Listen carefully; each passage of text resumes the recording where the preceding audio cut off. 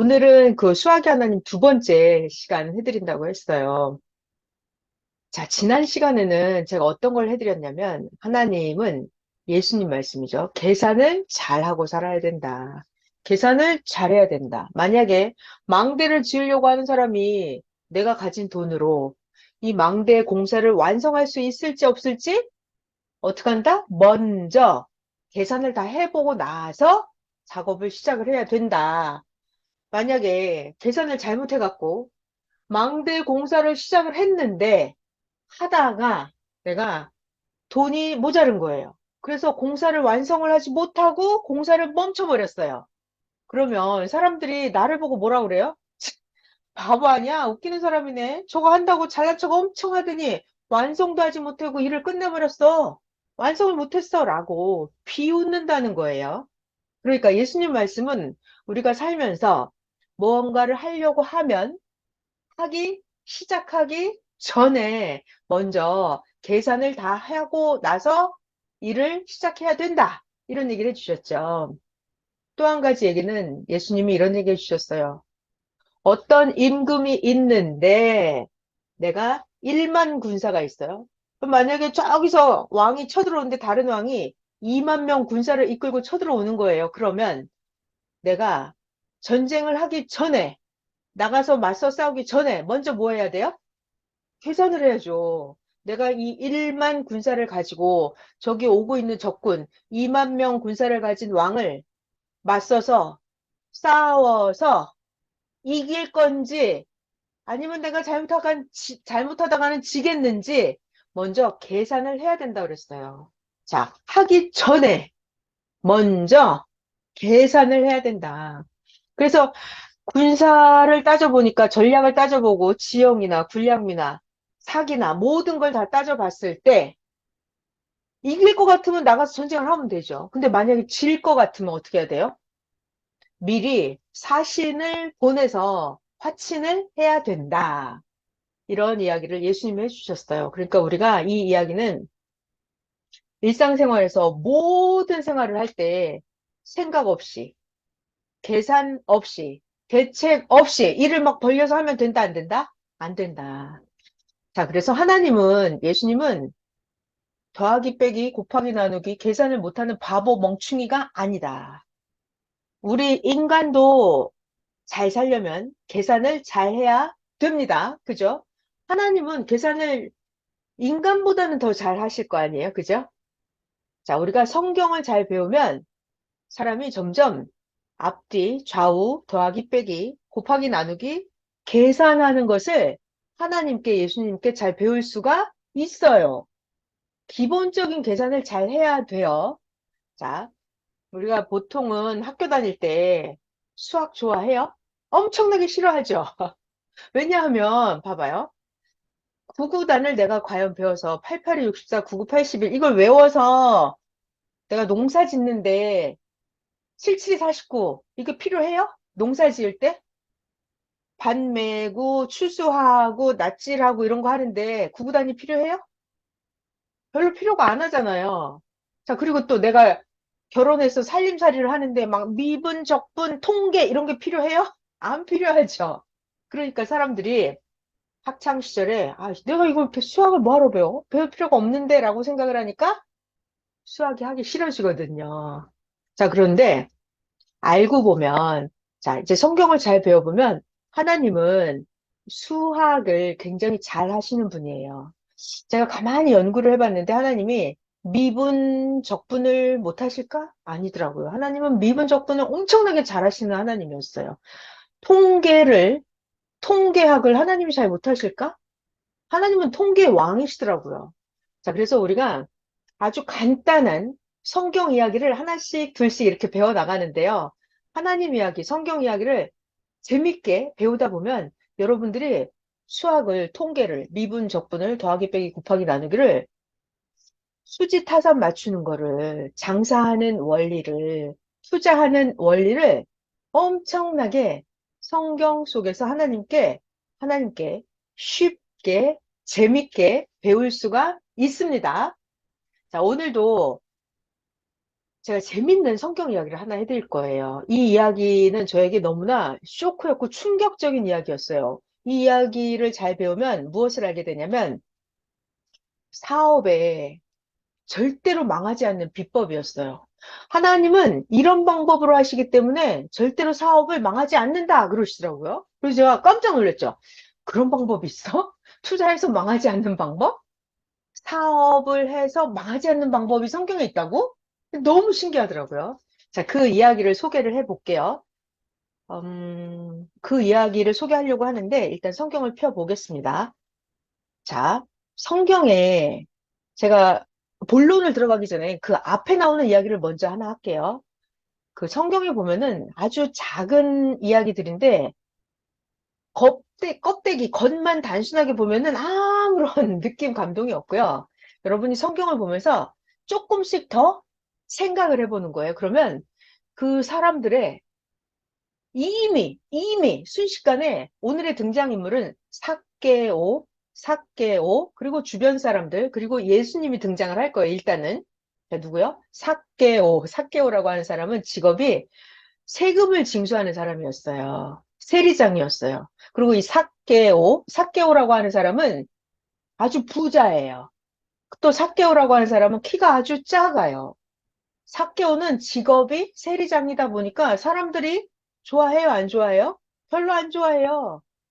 아, 오늘날도 세금 징수하는 세무조사 나온다. 그럼 좋아해요, 안 좋아해요? 안 좋아하죠. 옛날엔 더 심했어요.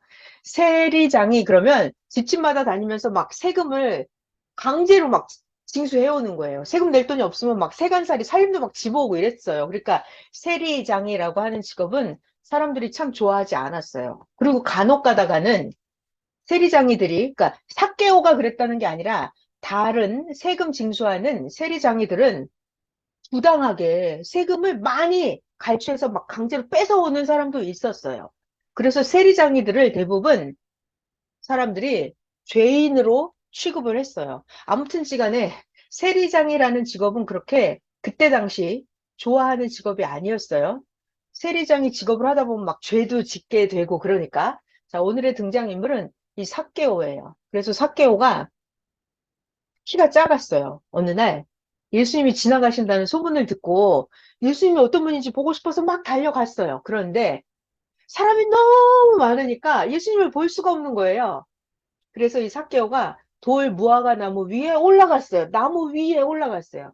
삭개오는 키가 작아서 군중들이 많은 데서는 예수님을 이렇게 볼 수가 없거든요. 그래서 삭개오가 돌 무화과 나무 위에 올라가서 예수님이 지나가시는 그 장면을 이렇게 보려고 올라가 있는 거예요. 그랬는데 예수님이 그 삭개오가 돌 무화과 나무 위에 올라가 있는 그 삭개오를 예수님이 보셨어요. 보시고 나서 예수님이 삭개오에게 하시는 말씀, 삭개오야, 이리 내려와라, 이러십니다. 자, 그 장면, 성경을 한번 보면서 이야기를 해드릴게요. 이게 어디에 있는 이야기냐 하면은, 자, 여러분, 오늘 삭개오의 무엇을 봐야 되냐면, 삭개오는 어떤 계산을 했는지 여러분이 잘 들여다보시면 됩니다. 성경에 나와 있지 않아요. 근데 삭개오가 하는 말, 예수님이 하시는 말씀, 이런 걸 들어보면서, 삭개오는 왜 저런 말을 하고 삭개오는 왜 저런 행동을 하는지 여러분들이 한번 잘 삭개오의 마음속을 삭개오가 어떤 계산을 했는지 잘 보시기 바랍니다. 네, 자, 나왔네요. 누가복음 19장입니다. 읽어볼게요. 자, 잘 보이고 있나? 여러분들한테 나왔죠? 누가복음 19장 등장인물 삭개오. 예수님이 여리고 동네로 들어가셔서 지나가시는데 삭개오라고 이름하는 자가 있으니 직업은 세리장이요. 삭개오는 부자였습니다.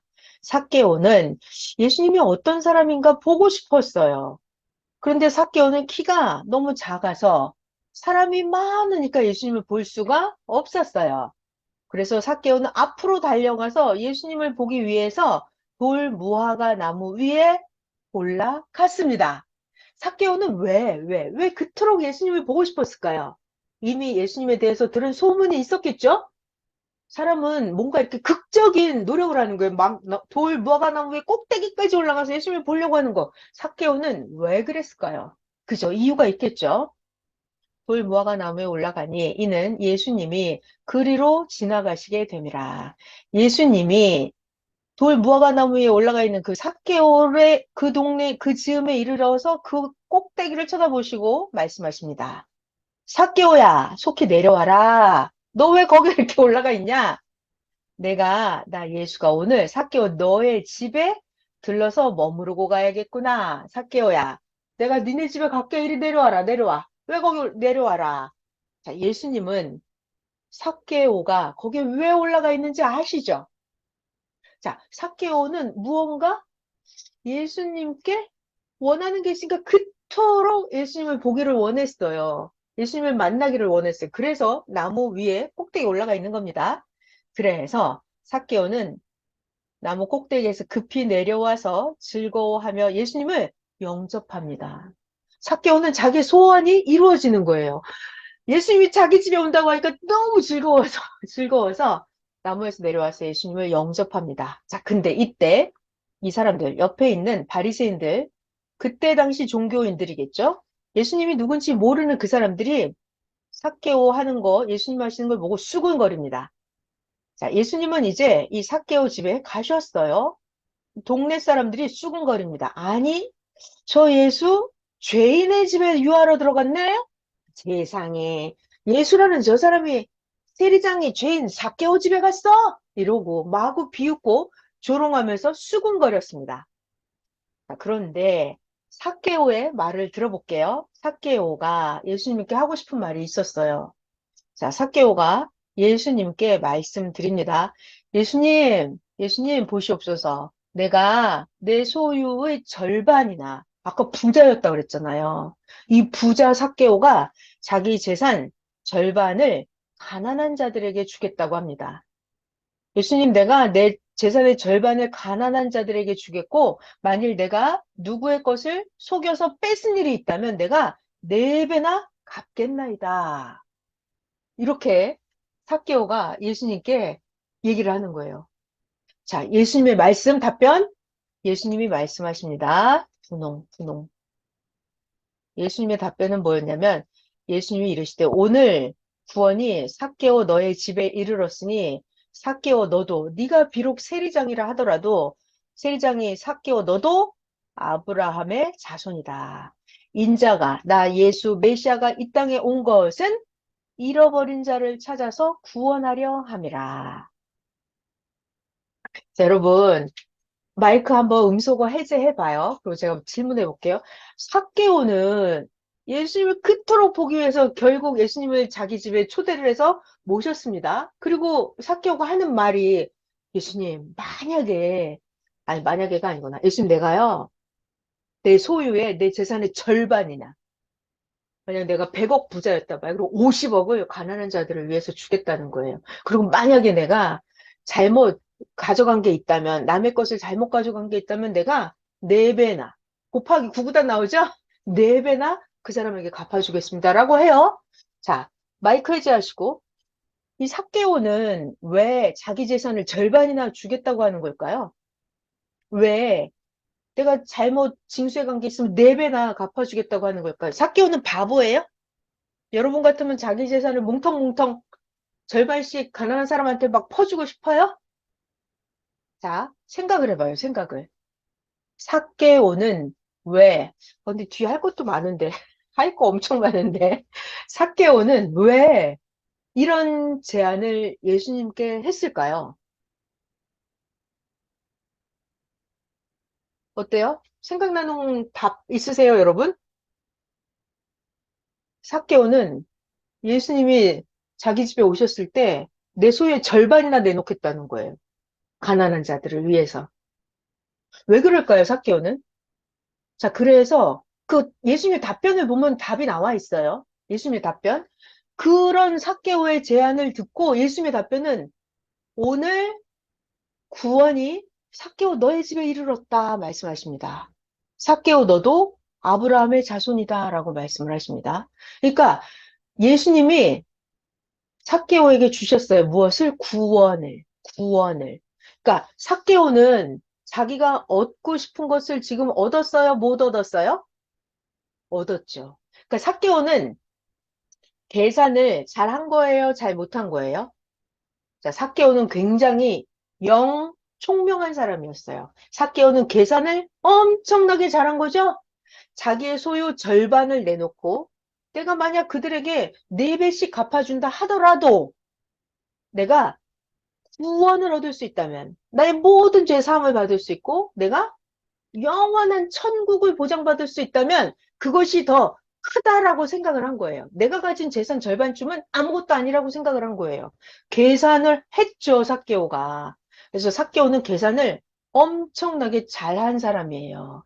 그래서 예수님께 그런 제안을 했을 때 예수님이 구원이라고 하는 어마어마한 값으로 따질 수 없는 선물을 삭개오에게 주셨던 거예요. 자, 그 다음 자, 이 이야기를 하고 나서 이때 당시에 옆에서 많은 사람들이 예수님의 이런 상황을 삭개오와 예수님이 대화하는 이런 상황을 보고 있었어요. 그리고 나서 오늘의 본론을 이야기할게요.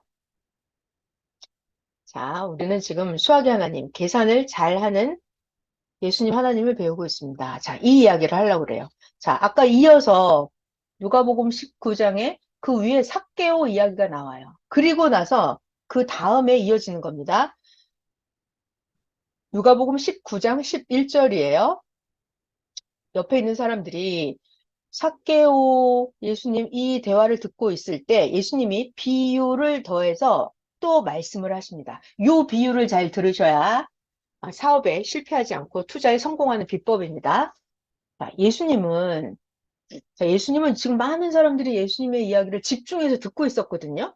근데 이 많은 사람들이 어떤 생각을 하는지 예수님이 다 꿰뚫어 보셨어요. 예수님이 예루살렘에 가까이 오셨어요, 지금. 그런데 이 동네 많은 사람들이 어떤 생각을 하고 있었냐면 하나님의 나라가 천국이 당장에 나타날 줄 생각하고 있었던 거예요. 그러니까 예수님은 삭개오 집에서 이런 상황이 벌어지고 있는데 주변에 많은 사람들을 보니까 이 사람들이 전부 다 아이고 하나님 나라가 당장 이루어질 걸로 생각하고 있다는 것을 예수님은 꿰뚫어 보셨어요. 그리고 나서 예수님이 비유로 또 설명을 더 해주시는 거예요. 이 비유를 잘 들어보세요. 예수님 말씀하시기를 얘들아 어떤 귀인이 있었는데 이 귀인이 왕위를 받아가지고 오려고 먼 나라로 가는데 이 귀인이 그 종 10명을 불렀어요.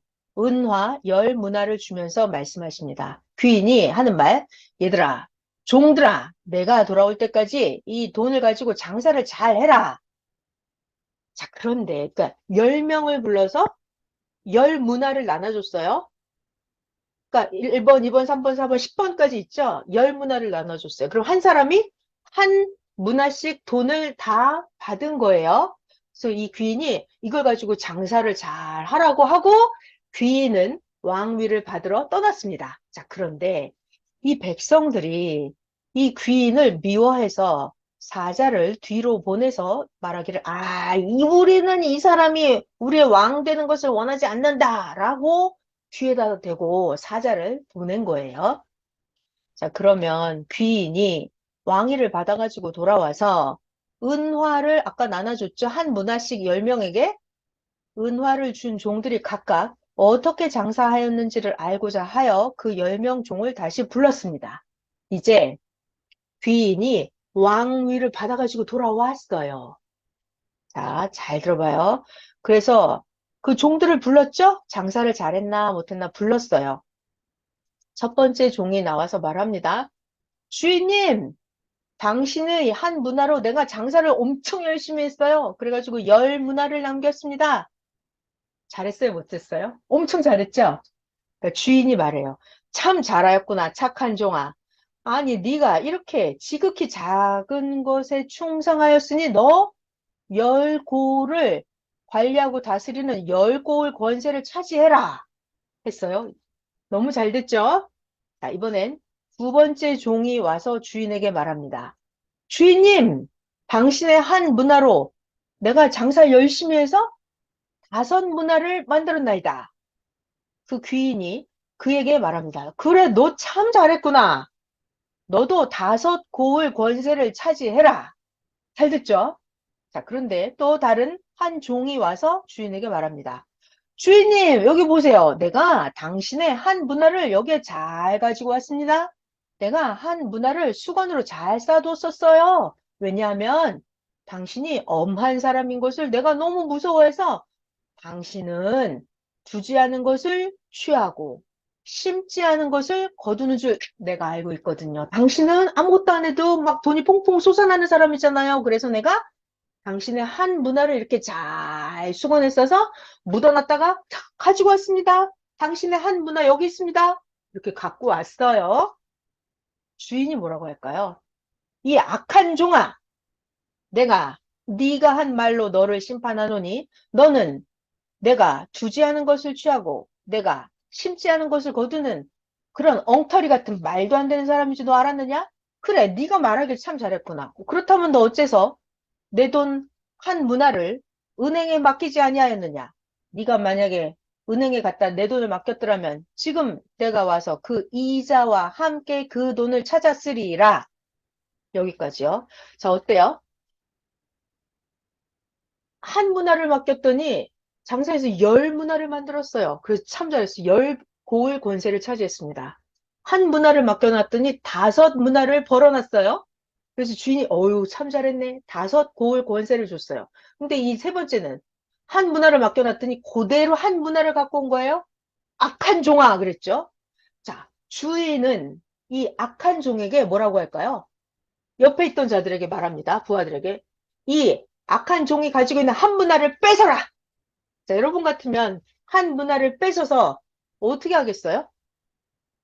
네, 주인은 열 문화를 가지고 있는 저 종에게 한 문화를 더해주라고 합니다. 여러분 같으면 어때요? 열 문화가 있는 그 종에게 주겠어요? 아니면 다섯 문화가 있는 종에게 주겠어요?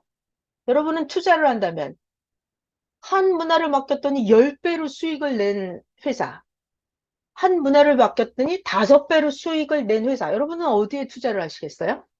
예수님은 그 귀인은 그 한 문화를 뺏어서 열 문화를 가지고 있는 저 사람에게 주어라 그랬어요. 그랬더니 옆에 있는 사람들이 아유 주인님 저 사람은 이미 열 문화가 있어요. 이미 10개나 있는걸요? 라고 말했어요. 주인은 이 귀인은 왕위를 받아온 그는 뭐라고 하죠? 맞다. 있는 자는 받아서 더 많아지고 없는 자는 있는 것도 빼앗기리라 그랬어요. 자, 계속 읽어볼게요. 곁에 서 있는 자들에게 이르되 그 한 문화를 빼앗아서 열 문화가 있는 자에게 줘라. 옆에 있는 자들이 말하기 어이구 주여 그에게는 이미 열 문화가 있나이다. 주인이 말합니다. 내가 너희에게 말하노니 무릇 있는 자는 받겠고 없는 자는 있는 것도 빼앗기리라. 그리고 하나 더 있죠. 아까 이 사람이 왕 되기를 원하지 않았던 그들 내가 왕 되는 것을 원하지 아니하였던 저 원수들을 이리로 끌어다가 내 앞에서 죽여라. 이것이 결론이었어요.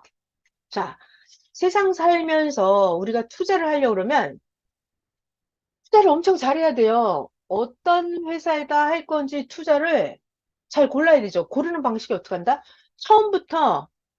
처음에 이게 누가 열 문화를 수익을 낼지 처음에 알아요, 몰라요? 모르죠. 몰라요. 그러니까 어떻게 한다? 똑같이 하나를 줘보는 거예요. 10명에게 하나를 줘봐요. 그러니까 이게 성공하는 비법이 하나님이 절대 실수하지 않는 비법이 이거라고 하셨어요.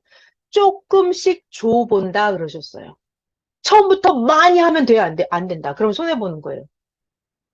그러니까 처음에 조금씩 줘보는 거예요. 그래서 주인이 하는 말이 그렇게 말을 합니다. 열 문화를 벌었습니다. 그때 주인이 그에게 하는 말이 착한 종아, 네가 정답이 이거예요. 작은 일에 충성하였으니 내가 너에게 열 고을 권세를 맡기겠다 하십니다. 굉장히 중요한 일이에요. 그러니까 작은 일을 줘보는 거예요.